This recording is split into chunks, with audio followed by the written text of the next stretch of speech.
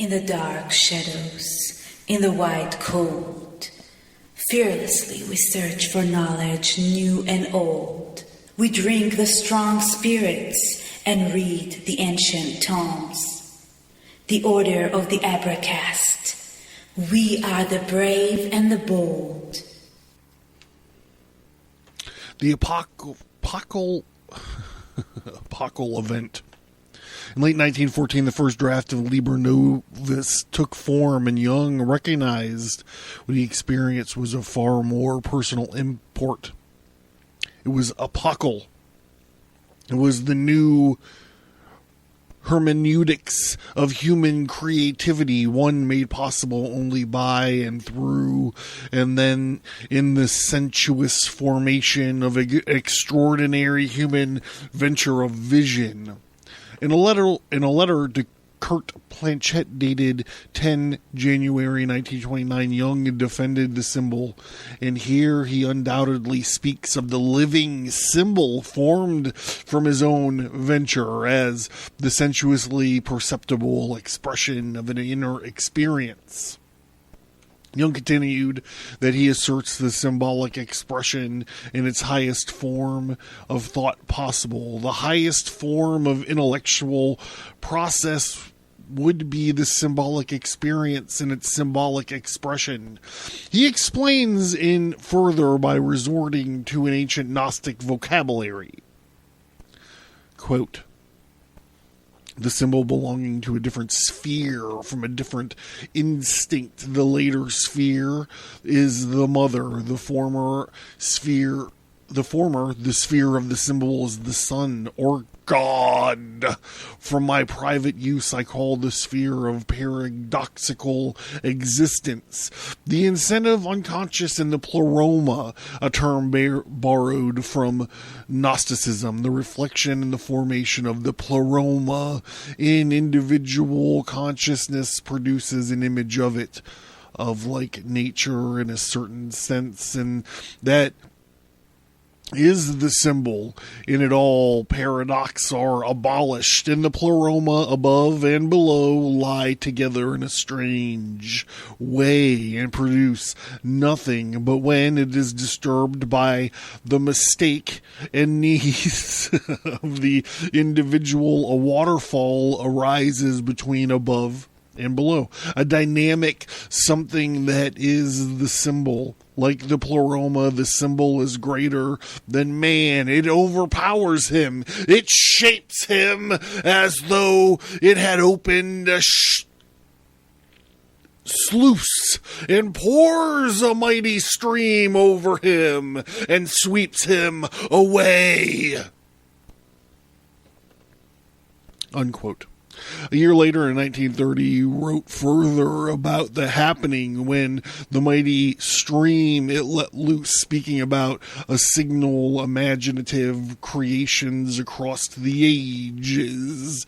He asserts that great imaginative art, quote, draws its strength from the life of mankind, and we completely miss its meaning if we try to derive it from personal factors. Whenever the collective unconscious becomes a living experience and is brought to bear upon the conscious outlook of an age, the event is a creative act which is of importance of a whole epoch. A work of art is produced that may truthfully be called a message to the generations of men. This is affected by the collective unconscious when a poet or a seer lends expression to unspoken desire of the times and shows the way by word or deed to its fulfillment. Unquote. Jung is speaking in kind of his own hidden book, the Liber Novus, the primary translation to word of vision, the multifaceted layering of symbols, words and image and words, reaching back and forward into time, a creative act which is of importance to the whole epoch a message to generations of men. Finding Gnostic parallels. In 1912, C.G. Jung felt an urgent need to understand the unconscious or the preconscious myth that was forming him. And between November of 1913 and late spring of 1914, he began this extraordinary odyssey to the depths of the inner world. Through imaginative, mythic, apparently fictive, and ultimately subjective, what Jung met in his wanderings spoke with the voice of an objective fact. That it was independent, ineffably ancient, and yet intimately and synchronously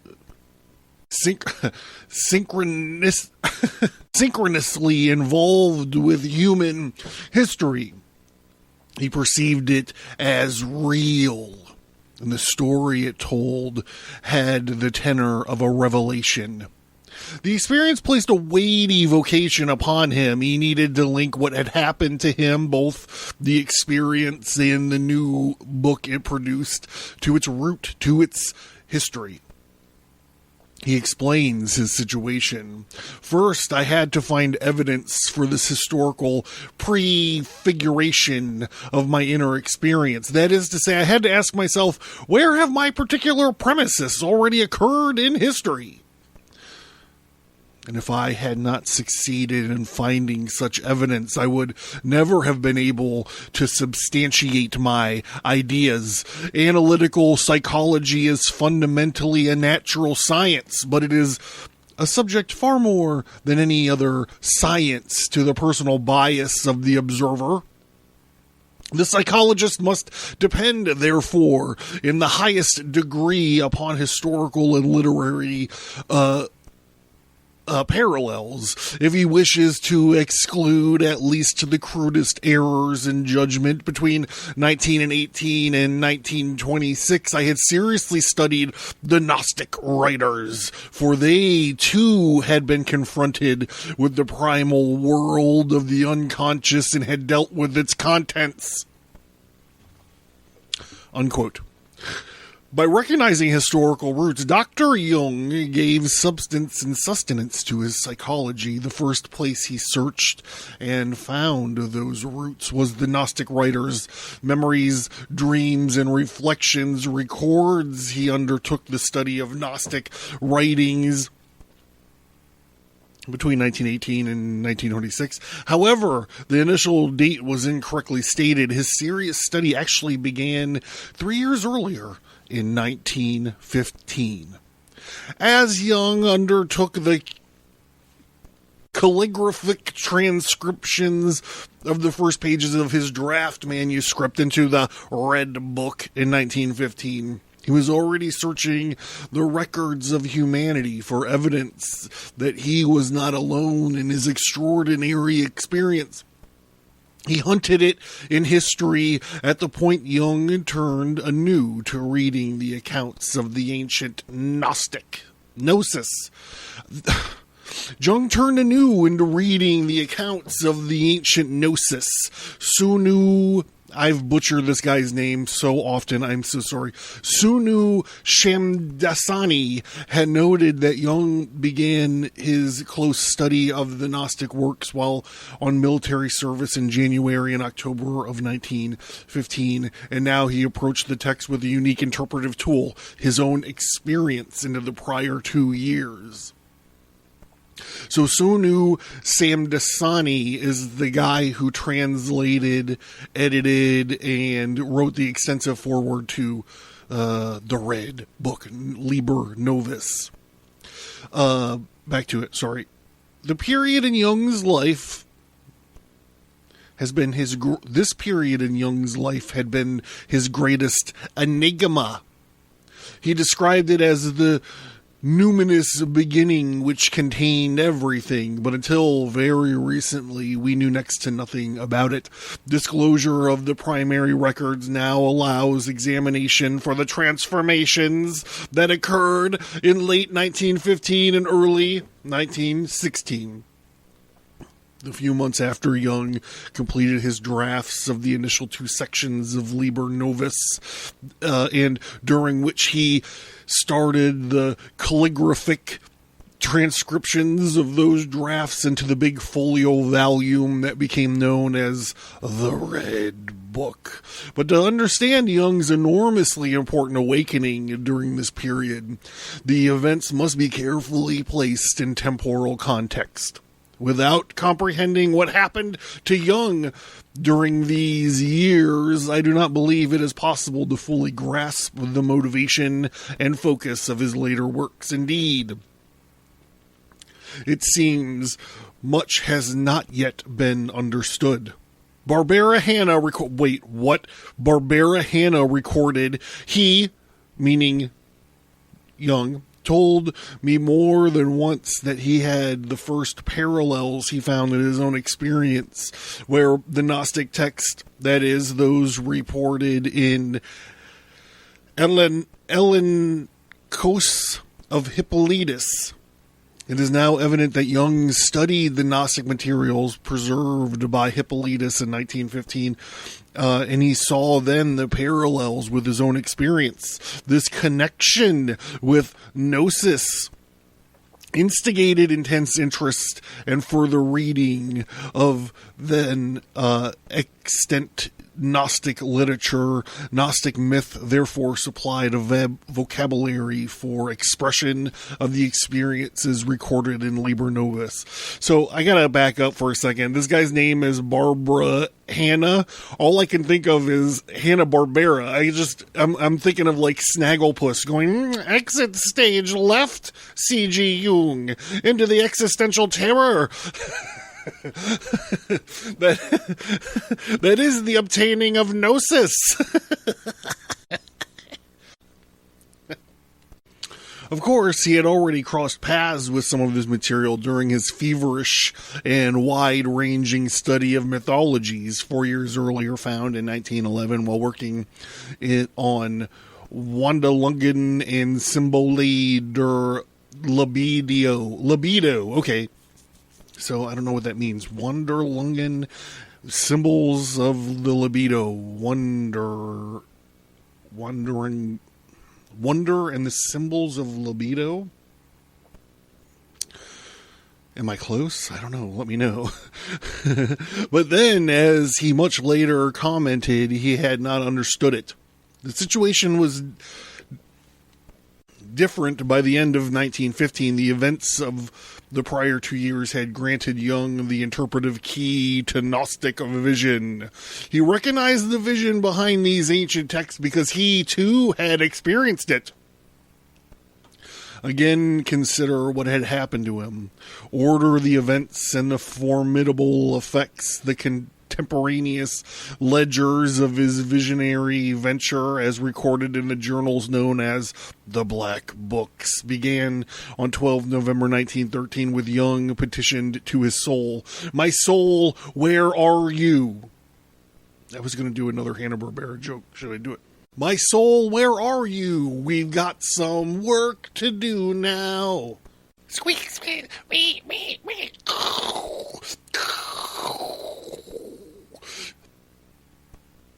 My soul, where are you? We've got some work to do now. My soul, where are you? We need some help from you now. All right, that's about as far as I can take it. That supplication led to the next few months of the flood of imaginative material, the vision he called the Mysterium. The encounter with Elijah and Salome came in late December 1913. Thereafter, new encounters constellated almost nightly. The Red One. So I have to separate this because the Red One is the first kind of section of Liber Secundum, which we haven't got to yet. So this is sort of like a preview part of it. But we talked all about the Mysterium. So the Red One, Animus Isdubar, the Eye of Evil, the Horde of Dead Anabaptists, and the the horde of dead Anabastists on their way to Jerusalem and Jung's first meeting with Philemon. All of this erupted over the weeks of December to February. By March of the visions ebbed and finally abated in 1914. August 1914 came the outbreak of the First World War. During the following months of late 1914 and early 1915, Jung composed the drafts of what would become Liber Primus and Liber Secundus, the first two of the three completed sections of Liber Novus, also known as the Red Book. Therefore, he confronted the second onslaught of imaginative experiences. These commenced in the late summer of 1915. The second wave of visions was compiled in 1917 for inclusion as the last section of Liber Novus, called Scrutinies. The last section included his summary revelation, independently titled Septem Sermones ad Mortos, the Sermons of the Dead. He mentioned earlier the months following completion of the first two sections of Liber Novus, and therefore the second onslaught of visions later in 1915, the middle of the transitional period in the formation of Liber Novus, a distinctly Gnostic voice and Gnostic myth powerfully entered into Jung's vocabulary.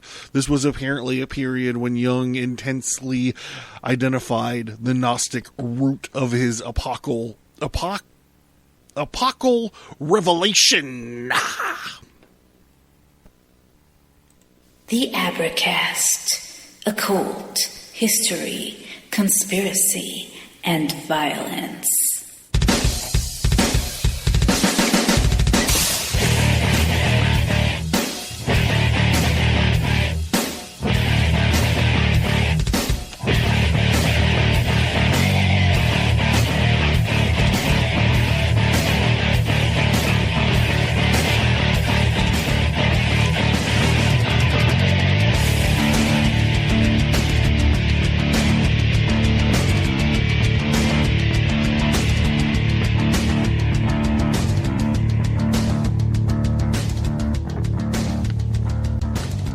Hey everybody, welcome to the Abracast.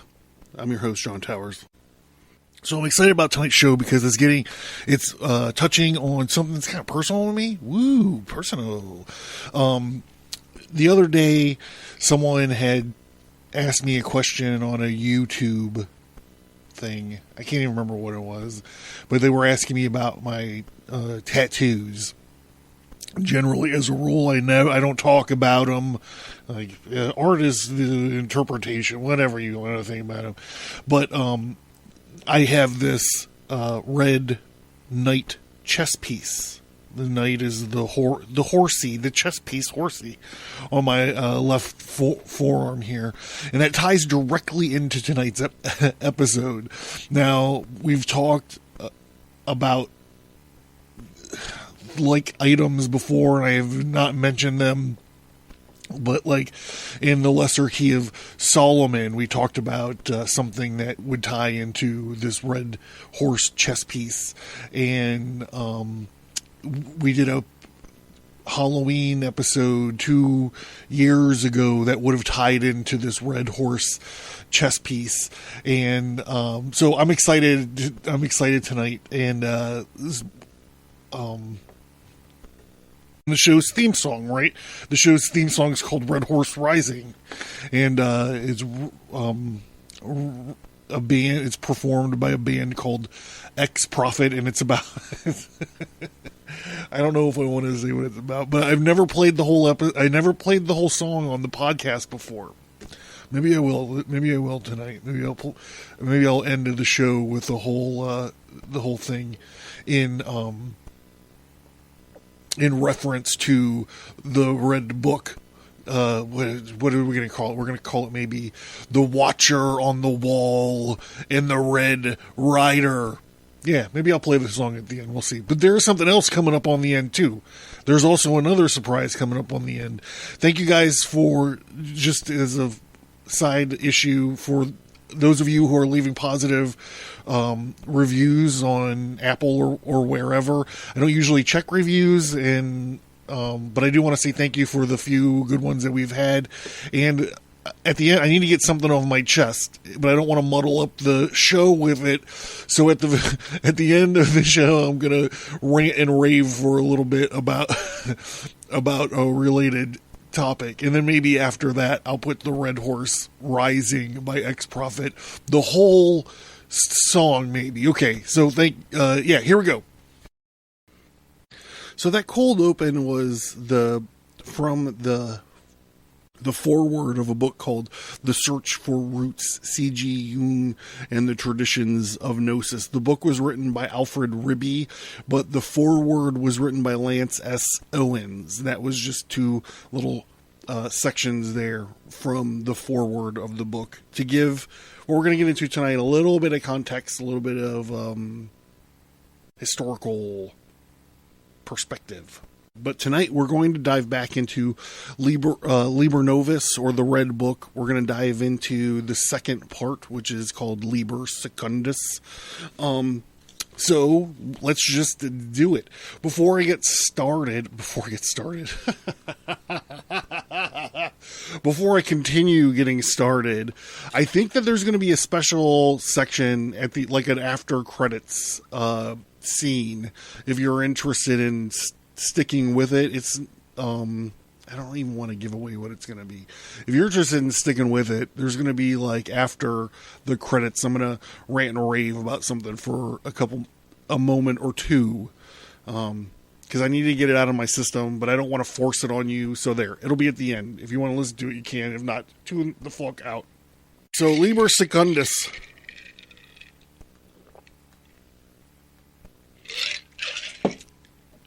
The images of Erring. Hearken not unto the words of the prophets that prophesy unto you. They make you vain. They speak a vision of their own heart, not of the mouth of the land. It was Jeremiah 23, 16.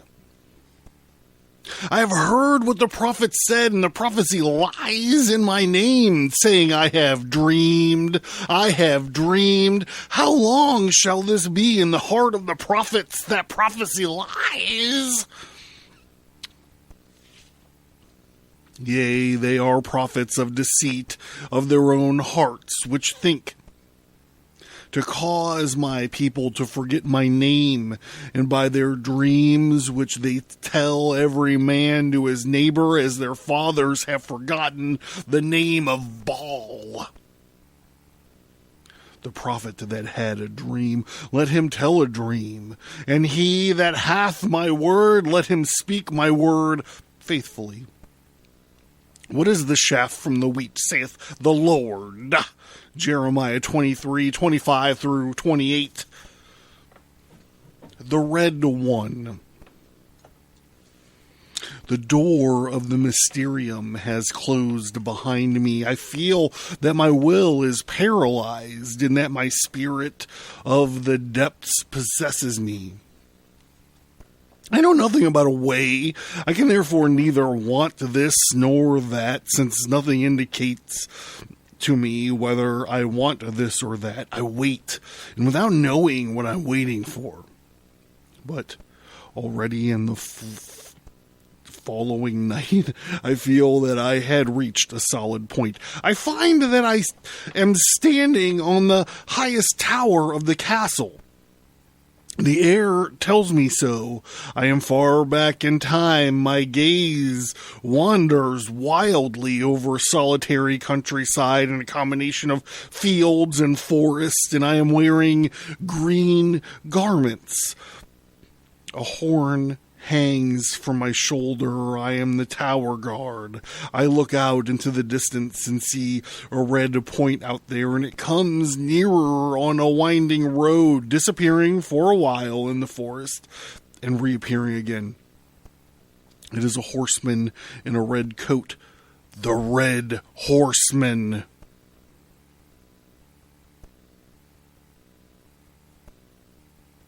He is coming to my castle, and he is already riding through the gate. And I hear steps on the stairway. The steps creak, and he knocks. A strange fear comes over me. There he stands, the Red One. His long shape, wholly shrouded in red. Even his hair is red. I think in the end he will turn out to be the devil. The Red One, I greet you, man on the high tower. I saw you from afar, looking and waiting. Your waiting has called me. I ask, who are you?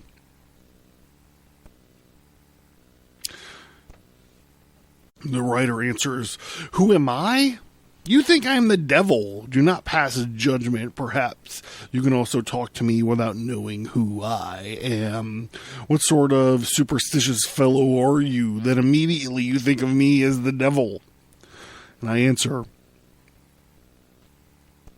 if you have no supernatural ability, how could you feel that I stood waiting on my tower, looking out for you into the unknown and the new, and my life in this castle is poor, since I always sit here and no one climbs up to me? And the writer asked, so what are you waiting for?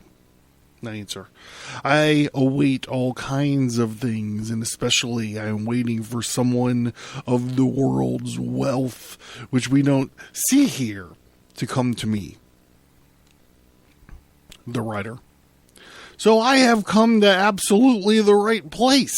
I have wandered a long time through the world, seeking those like you who sit upon high towers on the lookout for things unseen.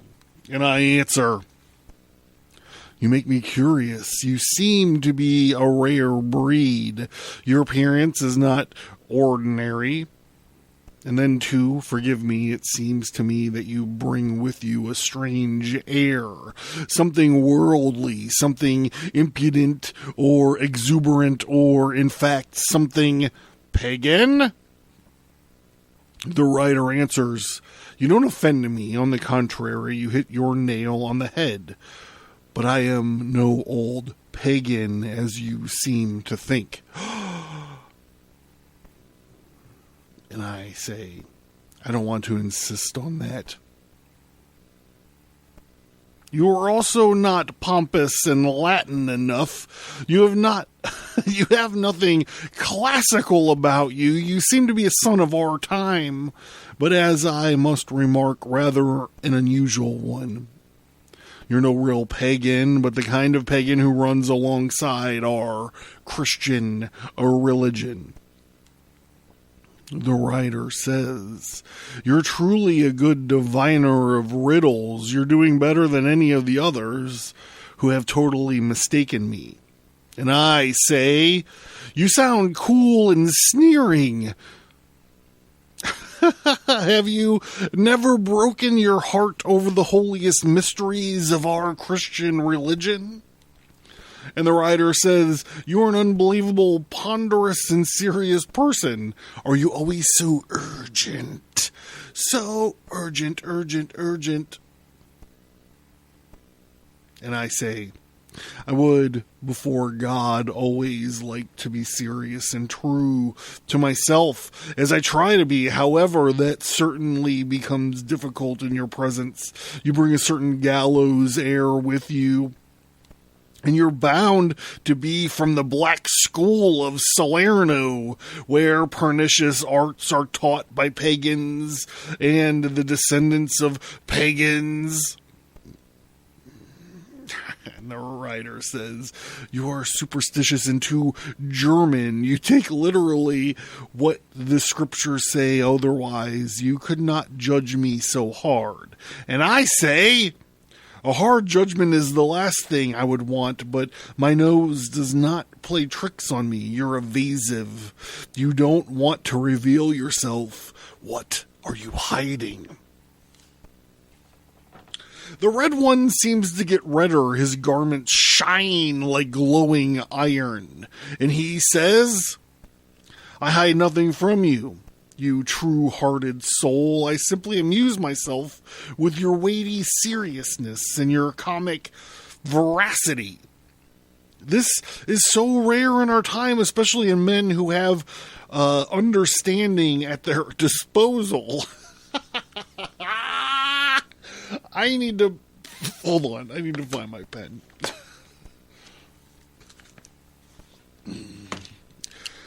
I need to use this.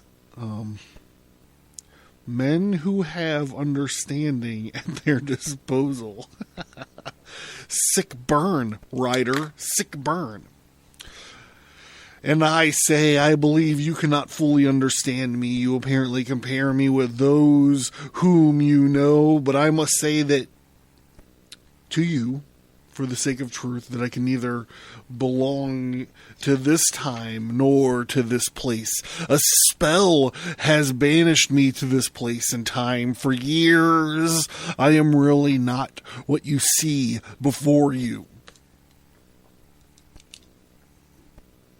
So I would like to just point out that I do not think the hem of the pearl or the... I don't know what they call it, the glowing robe, the hem of the glowing robe, or the story, the hem of the pearl. If you go to the feature topic link, you can find, I did an episode about it, I believe, way back in the beginning when we were first talking about Gnosticism. But you can see the influence of that story here. Even though I think that was revealed in the Nag Hammadi text, so I don't think that Jung had it at his disposal, but you could see the parallels of the hem of the pearl or the hem of the robe here. I don't want to rehash it and get back into it because the Red Book is gigantic. I'm trying to get through it. So, but yeah, go and check that out. It's beautiful and it's awesome. I think I did it, and I think I did the second half of the episode on the Thunder Perfect Mind. Yeah. God, man, that was so good.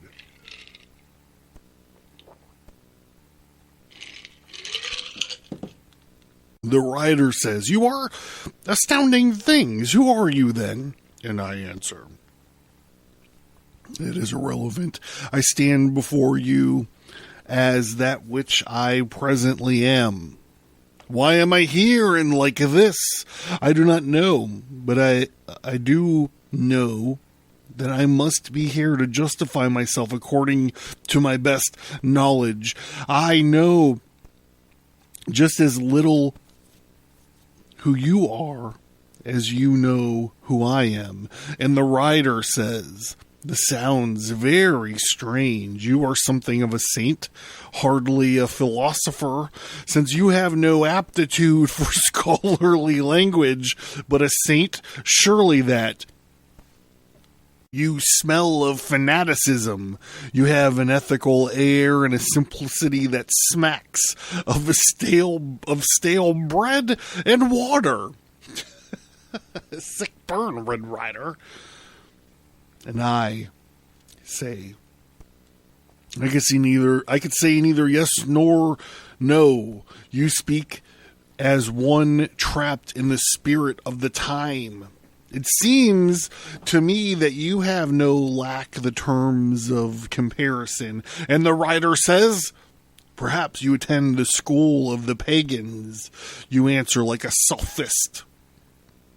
"How can you then measure me with the yardstick of the Christian religion if you are no saint?" And I say, it seems to me, though, that one can apply this yardstick even if one is no saint. I believe I have learned that no one is allowed to avoid the mysteries of the Christian religion unpunished. I repeat, he whose heart has not been broken over the Lord Jesus Christ drags a pagan around in himself, who holds him back from the best.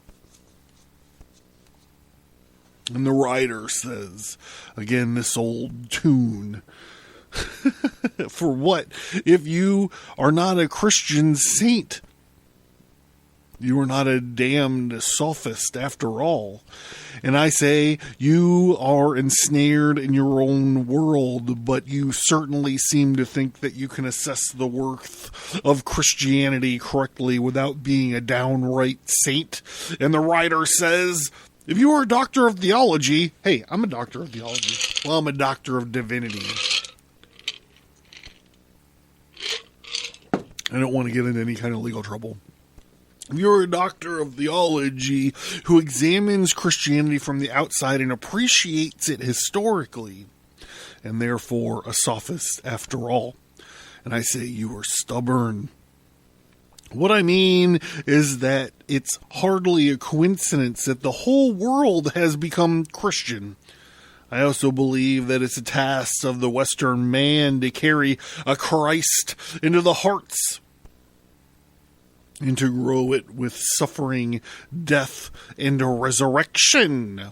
The writer says, well, there are also Jews who are good people and yet have no need for your solemn gospels. And I say, you are, it seems to me, a good reader of people. Have you never noticed that the Jew himself lacks something? One in his head, another in his heart, and he himself feels that he lacks something. I feel like I'm wandering into sticky territory here. The writer says, indeed, I am no Jew, but I must come to the Jew's defense. You seem to be a Jew hater. Well, now, you speak like all those Jews who accuse anyone of hating Jews. You, who does not have a completely favorable judgment, while they themselves make the bloodiest jokes about their own kind, since the Jews only too carefully feel a particular lack, and yet they don't want to admit it. They are extremely sensitive to criticism. Do you believe Christianity left no mark on those souls of men? And that you believe that one who has not experienced this most intimately can still partake of the fruit? The writer says, you argue your case well. You could make matters much easier for yourself if you're no saint. I really don't know, or I really don't see why you have to be so solemn. You wholly spoil the fun that the devil is troubling you. Only Christianity with mournful escape from the world can make people so ponderous and sullen. And I say, I think these are still other things that bespeak seriousness. And the writer says, oh, I know you mean life. I know this phrase. I too live and don't let my hair turn white over it. Life doesn't require any seriousness. On the contrary, it's better to dance through life. And I say, I know how to dance. Yes, we could do it by dancing. Dancing goes with the mating season. I know that there are those who are always in heat and those who want to dance for their gods. Some are ridiculous and others enact antiquity instead of honesty, admitting their utter incapacity for such expressions. And the writer says, here, my dear fellow, I doff my mask. Now I grow somewhat more serious, since this concerns my own province. It's conceivable that there is some third thing for which dancing is a symbol.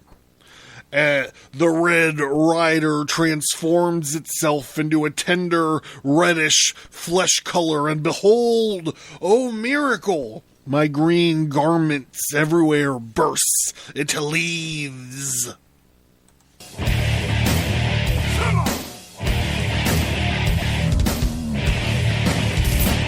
Learn more at Abracast.com. Get bonus content by signing up for the mailing list. Get all that, plus many exclusive episodes by supporting the show at Subscribestar.com.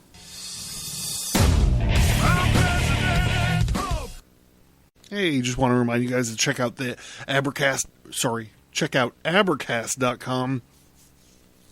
Check out the feature topic link. Check out the storefront. We have the tarot cards I designed. There's comic books and graphic novels up there. T-shirts, tons of great T-shirts if you like the show. You probably find a T-shirt that you might like. Maybe it's not all about it can't all be about wizards and blowjobs T-shirt. I don't know. I just put out a brand new T-shirt. It's the Behold the Powerful Fuck Off sigil. It's the official Abracast sigil of lockdown. So check out the shirt. I just ordered myself a hoodie with the design on it. Yeah.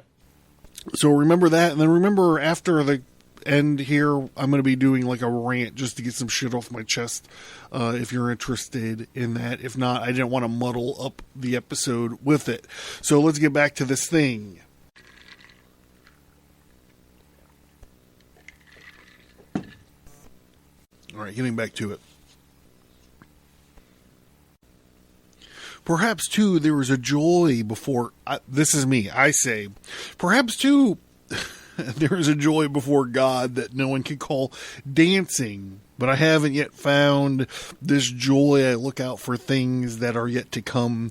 Things came, but joy was not among them. And the writer says, "Don't you recognize me, brother? I am joy." And I said, "Could you be joy? I see you as through a cloud. Your image fades. Let me take your hand, beloved. You are who you are." Joy? Was he joy? All right, so we come out of this dialogue, and we have a little bit of commentary. Surely this red one was the devil, but my devil. That is, he was my joy, the joy of the serious person who keeps watch alone on the high tower. His red-colored, red-scented, warm, bright red joy. Not the secret joy in his thoughts and in his looking, but that strange joy of the world that comes unsuspected like a warm southerly wind with swelling fragrant blossoms in the ease of living. You know it from your poets, this seriousness, when they expectantly look towards what happens in the depths, sought out first of all by the devil because of their spring-like joy. Picks up men like waves and drives them forth. Whoever tastes this joy forgets himself. And there is nothing sweeter than forgetting oneself. And not a few have forgotten what they are, but even more have taken root so firmly that not even the rosy wave is able to uproot them. And here, petrified and too heavy, while the others are too light. And I earnestly confronted my devil, and I behaved with him as with a real person. This I learned in the Mysterium, to take seriously every unknown wanderer who personally inhabits the inner world, since they are real because they are effectual. It does not help that we say in the spirit of the time, "There is no devil." There was one. There was one with me. This took place in me. I did with him what I could do. I could speak with him. The religious conversation is inevitable with the devil. Satan! Since he demands it, if one does not want to surrender to him unconditionally because of religion, is precisely what the devil and I cannot agree about. I must have it out with him, as I cannot expect that he, as an independent personality, would accept my standpoint without further ado. I would be fleeing if I did not try to come to an understanding with him. If ever you have a rare opportunity to speak with the devil, then do not forget to confront him in all seriousness. He is your devil, after all. The devil and the adversary is your own other standpoint. He tempts you and sets a stone in your path where you least want it. Taking the devil seriously does not mean going over to his side, or else one becomes the devil, rather. Rather, it means coming to an understanding. This is it. This is it. Listen, I'm going to redo this. Taking the devil seriously does not mean going over to his side, or else one becomes the devil. Rather, it means coming to an understanding. Thereby, you accept your other standpoint with that devil fundamentally loses ground. And so do you. And that may well be well and good. Although the devil is very much abhors religion for its particular candor, it has become apparent, however, that it is precisely through religion that the devil can be brought to an understanding. What I said about dancing struck him because I spoke about something that belonged to his own domain. He fails to take seriously only what concerns others because that peculiarity of all devils. In such manner, I arrive at the seriousness, and with this we reach common ground where understanding is possible. The devil is convinced that dancing is neither lust nor madness, but an expression of joy. This is so brilliant. Oh, I mean, fuck. Which is something proper to neither one nor the other. In this I agree with the devil, therefore he humanizes himself before my eyes. But I turn green like a tree in spring. Yet, that joy is the devil, and that devil is joy. He has got to worry you. I ponder in this for over a week, and I fear that it has not been enough. You dispute the fact that your joy is your devil, but it seems as if there is always something devilish about joy. If your joy is no devil for you, then possibly it is for your neighbors.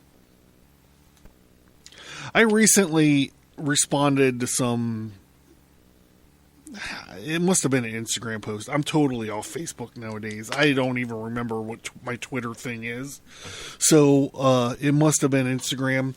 But someone was posting this thing about, I can't even remember what the fuck it was. It was about like how the occult magic or whatever should be leftist. And, you know, if you listen to the show long enough, you know that this is not my angle of attack at all. It's not my point of view at all. And I was like, I don't agree. To me, it's about, I even said it, it's about, I said, it's not about outrage. It's about freedom. And it's not about anger. It's about joy. And I felt kind of slighted because only my homegirl over at History Goes Bump, only Diane was like, preach it, brother. She's the one that kind of signed on with this rebuttal that I had made. And I bitch about it a lot that the left has taken over the occult through like all the new age of Aquarian, all this other kind of stuff. So I know that I'm not preaching to the choir, but I felt sad that only that only the magnificent monolithic History Goes Bump Diane was the one that was like, preach it, brother. I thought that was great. So if I haven't mentioned it before on the show, so I'm mentioning it now. Thank you. And this whole bit about joy being the devil, and the devil is the shadow work that he's doing to come to an agreement with it. Just, I feel like That's the point that I was making. I was making Jung's point here.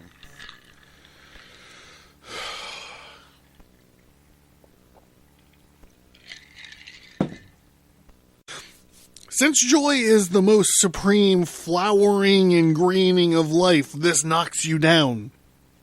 And you must grope for a new path, since the light is that joyful fire that is completely gone out of you. Or your joy tears your neighbors away and throws them off course, since life is like a great fire that torches everything in its vicinity. The fire is the element of the devil. When I saw the devil as joy, surely I would have wanted to make a pact with him. But you can make no pact with joy, because it immediately disappears. Therefore, you cannot capture the devil either. Yes, it belongs to his essence that he cannot be captured. He is stupid if he lets himself be caught. And if you gain nothing from having yet one more stupid devil. The devil always seeks to saw off the branches on which you sit. That is useful and protects you from falling asleep, and one of the vices that goes along with it. The devil is an evil element, but joy? If you run after it, you see that joy also has evil in it. Since then you arrive at pleasure, and from pleasure you go straight to hell. Your own particular hell, which turns out differently for everyone. Although, through my coming to terms with this devil, he accepted some of my seriousness, and I accepted some of his joy. This gives me courage.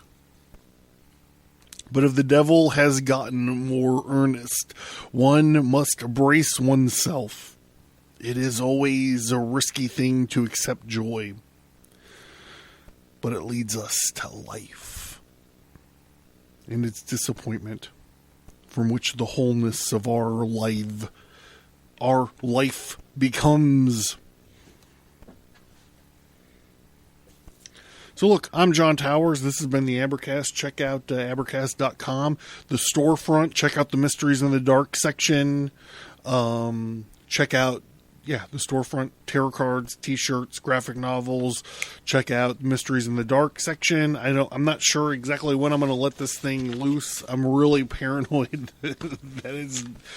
Anyhow, and this has been Liber Novus, part 5, I guess. We're really making a career out of it, chewing through this thing. And, what else? T-shirts. Did I already mention? Yes. What am I supposed to remind you of? Oh, yeah. I know what I'm supposed to remind you of. If you wait till after the ending here, I'm going to be ranting about something I need to get off my chest, but I didn't want to choke up the regular show with, so check it out if you want. Anyhow, I'm John. This is the Abracast. Thank you guys for tuning in. I hope you are enjoying this deep dive into the Red Book. See you next week.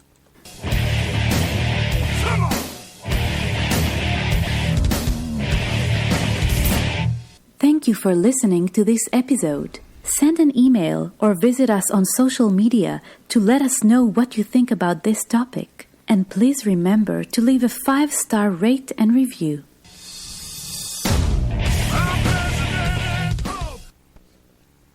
All right, here we go. I don't read... I've stopped reading reviews. Now, I'm not saying I get awful reviews currently. I think I have a 3.7 on Apple Podcast or whatever, but I've stopped reading them because they don't make any sense to me. And this is not just a rant on a bad review. This is actually a good review. This guy or this person gave me 4 stars, but the review is fucking ridiculous. So I want to take a minute to get this off my chest. And I hope I'm not going to offend anyone about reading this.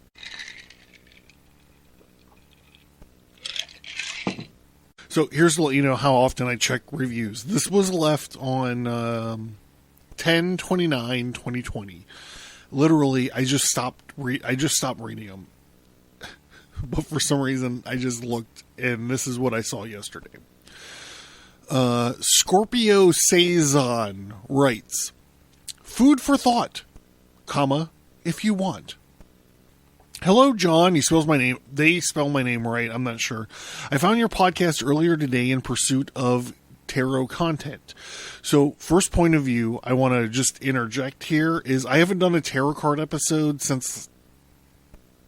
Well, I did tarot card episodes towards the beginning of the pandemic, but not like a clinical breakdown, like a theory. For like years, this person is listening to ancient episodes, right? I have never searched for a podcast on a platform outside Spotify. I'm on Spotify. I don't know what they're talking about. At the same time, I never wanted to genuinely listen to somebody's content while not being able to sit through it. This is feedback that I hear often. People don't like how I don't edit the show. And I'm going to explain this. Okay, so here we go. I love the selection, interests, and topics you cover. I'd love to be able to listen to them. However, I cannot. Great. Don't. Buy the fucking books. Read them yourself. I mean, I don't understand. I'm just laughing to myself. It's fucking stupid. All right, so. However, I cannot. It's the mouth and throat sounds for me. I wonder if you've considered spending more time to split and cut your audio into more receivable and listenable clips. More specifically, combing through your audio and cutting out sounds that the mic picks up that aren't speaking bits. I understand this may be time consuming at first.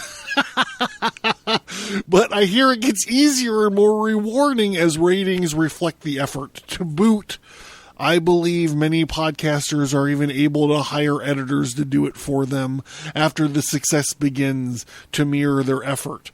Well, I have many things to say about this. First of all, I don't necessarily do this podcast for you. I'm trying to figure out a way not to make it seem like I'm being a dick. If you think I come down here at least once a week, oftentimes more than once a week, to read these books, to give you my opinion on them, if you think that I do this for you, I believe that you're wrong. However, I believe that I do fulfill a service. Secondly, if you're not supporting the show, how fucking dare you say this to me? How fucking dare you tell me that I should increase my effort giving you a free fucking content? If you want to know more about what Thyron says about the tarot cards, or what Waite says about tarot cards, or what Pappas says about tarot cards, go buy the fucking books yourself and fucking read them. Why are you relying on me if obviously you can't listen to me read the fucking books? You want a fucking narrator? Go to goddamn Audible, bro. Whoever the fuck you are. I'm sorry I'm being outrageous, but this is what fucking rages inside of me. I pay for you guys to listen to the show. And I understand this guy gave me, or this person, whatever, gave me a decent review. They didn't 1-star me or whatever. But this is fucking offensive to me. I don't put in the effort. This person literally just typed that I don't put in the effort for the show. You go fucking read the books for an hour and fucking post them for everyone, every fucking idiot that has an internet connection, to fucking give them your opinion. You fucking do it, bruh. You fucking do it. That's what I do. Heated or not, This is my 2 cents. Great. Thank you for qualifying that. Utilizing a generic ominous music sample in the background. See, this is him. This is this person listening to old episodes. I haven't done this.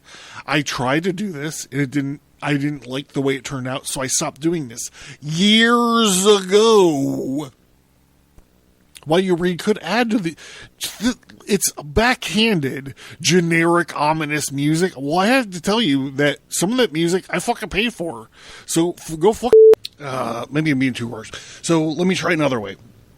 This is not the same thing. I understand it's not the same thing, but put it in.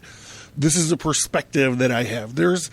Here in Pittsburgh, there's a morning radio guy, and he does politics, and he's right-leaning. I generally like what he has to say and agree with it, I guess. But there's something about his personality that I don't like. I don't like the way he pronounces certain words. There's just idiosyncratic things that make me not like the guy on a personal level.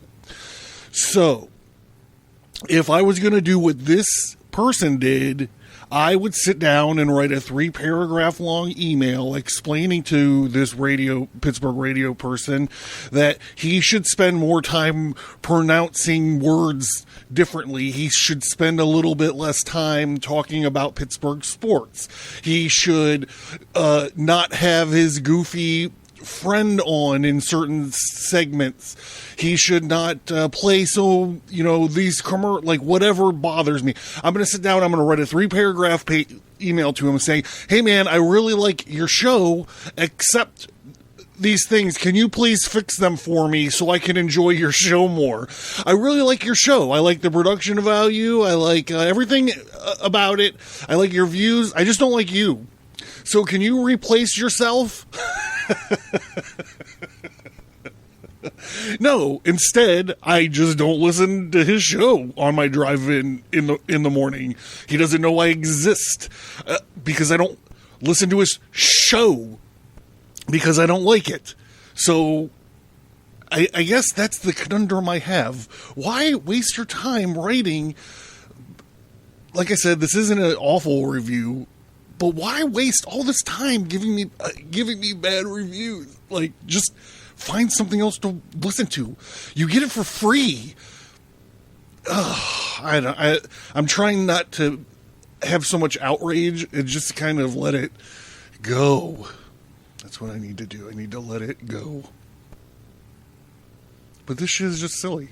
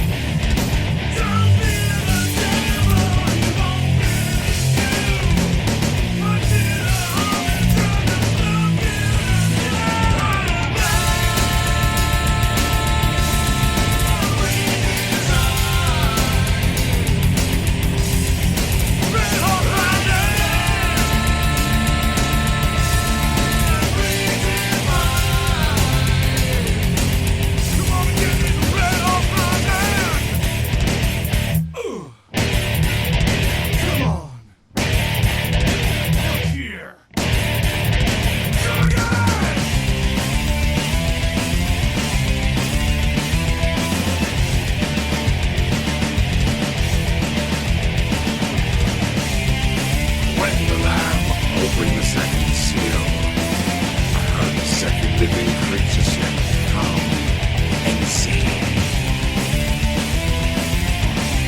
that another horse out on the red one. Its rider was given power to take peace from the earth and to make men slay each other. To him was given a large sword.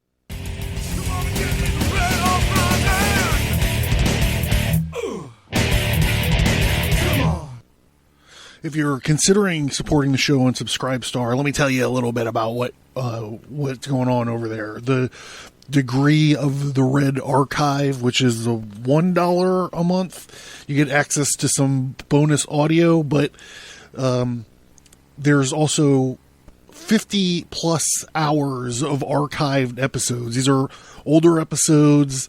They're not on the stream anymore. It's the only place to find them is in the Red Archive. There's a $3 a month tier called the Fellowcraft degree, and that has 30 and 40 hours of exclusive Fellowcraft episodes. You get access to all of those. And those have never been on the stream. Those have never been on the normal show. They're exclusive only to the Fellowcraft degree. $5. The $5 tier is the degree of the Red Mark.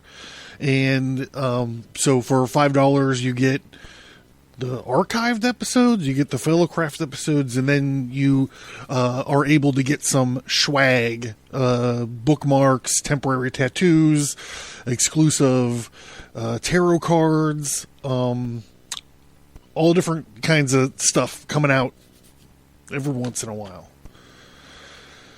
And then for $10 a month, you become a knight in the degree of the Vessel of the Art. So the Vessel of the Art degree, you get the archived episodes, the exclusive episodes, the swag, and then you get like the keystone of all swag. You get your very own Vessel of the Art, which is a full-size, fully glass mason jar with the Abracast sigil logo on it. So if you're considering helping out and supporting the show, that's where you do it, and that's what you get. If you look around on Abracast.com, you can also find a PayPal donate button. So if you don't want a, monthly thing, another monthly thing to take care of, but you're like, hey, Towers is a good guy. I want to buy him a drink. You shoot me, not a coffee. I don't drink that shit, but you could PayPal me some money. All of your help is appreciated, and yeah, that's it. I'm John. This is it. Like I said, I'm here.